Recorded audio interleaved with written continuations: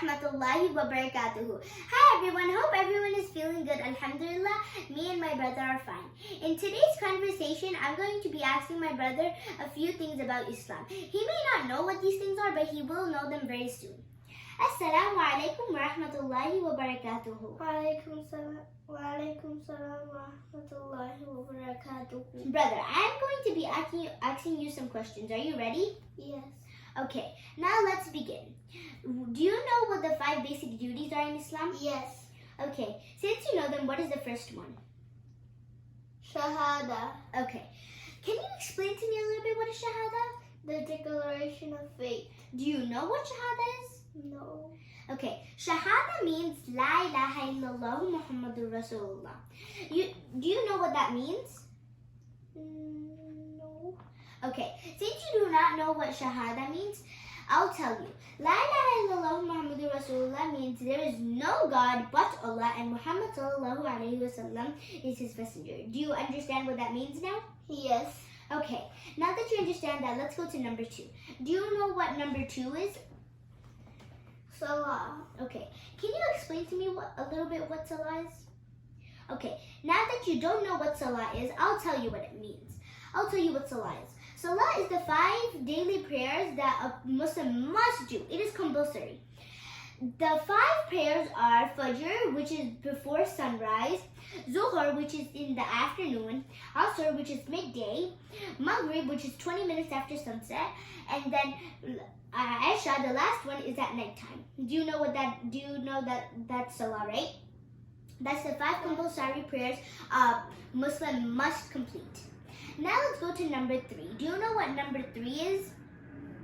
Zakat. Okay, now that you know that's number 3, can you explain to me a little bit what a zakat is? Welfare contribution. Do you know what that means? No. Okay, that means that whoever's going to give welfare contribution, right, to the needy, to the poor, the homeless, they must give 2.5% out of their savings. Do you get it? Yes. Okay, now that you get that, let's go to number 4 now. Do you know what number 4 is? Saum. Do you know what Saum is? Fasting during Ramadan. Can you explain that a little bit to me? Okay, you don't know how to explain it, but I'll tell you what it means. That means if it's a girl or a boy, it does not matter. He or she is fasting, right? They cannot eat anything before sunrise or sunset. Like, they cannot eat anything between the daytime. Okay? Yes. Now do you get that? Yes. Okay, now let's go to the 5th one. Do you know what number 5 is? Hajj. What do you think Hajj is? Pilgrimage to Mecca. Can you explain that a little bit to me? Okay, since you don't know that, I'll tell you. Remember how our dad went to Umrah as a trip? So there are 2 Umrahs. There are 2 Hajjs. Number 1 Hajj is the big Hajj, and number 2 is Umrah. The big Hajj only one person can do once in a lifetime, and number 2 is Umrah, which anybody can do anytime. So in a Hajj, people have to shave up. They have to. There is a term around how many times you have to go around the Kaaba. Do you know how many times a person must go around the Kaaba? Yes. How many times? 7. Yes, that's correct. MashaAllah. You have to know that. A person must complete 7 times. Do you know how many times a person must run between Safa and Marwa, the 2 mountains? No. So in between those 2 mountains, Safa and Marwa, a man should run 7 times, but a woman, it's optional. She can walk or run 7 times, okay? After they done that, they have to go to the salon and cut their hair. Like, they have to go bald. But the girls, they only have to cut this much of their hair from the bottom. Do you know what that means now? No. Do you know what Hajj means? Oh, yes. Okay, now that you know that, that's all for today.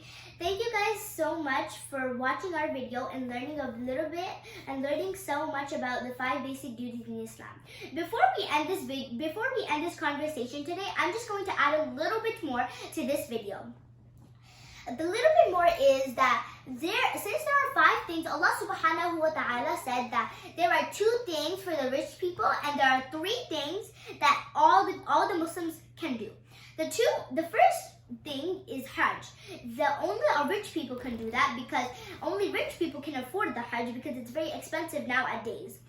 The poor people cannot go to Hajj because they cannot have enough money they cannot save enough money to pay for the Hajj, which is very expensive because of the days right now. And the number 2 thing is for the rich people is zakat. The person that's giving the zakat to the poor people, the homeless, the needy, they have to give 2.5% out of their savings, which most rich people can do only, but the poor people cannot do that because they can't save enough money for that because they need it for themselves too.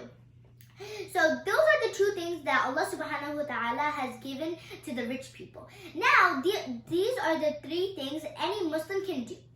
The first one is Salah, which anybody can do. That is for anybody, any Muslim person. Number two is the Shahada.